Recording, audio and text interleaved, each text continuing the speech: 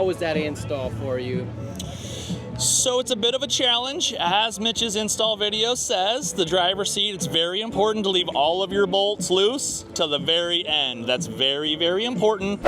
You want to make sure they're pretty stinking loose, because that'll help a lot when we actually go to put the seat in. And he was not wrong in that case. Now, before I tighten all of that up, we are going to do this in a particular sequence. We're going to start with this far one to the front, then we're going to go to the back, and then back to the front. So we're gonna go in a clockwise rotation, starting with this one. It's just gonna make everything easier to tighten up because this last one is the most easily accessible, and we'll have to manhandle that just a little bit, depending on how well Ford put these holes into your floor. But as long as you keep the bolts loose, eventually you will get it. But I definitely had some fights and maybe said a few not so great words, but it all happened and I got it in there and I absolutely love them. These things are so comfortable, and I definitely went with the Caballos because you've got a lumbar support in them, and it's so great.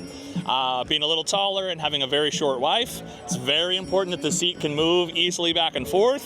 And then the recline and everything to them, it's absolutely spectacular. Fold and tumble in the rear, you can shove that up against the front, get a lot more cargo space. It's the best item here.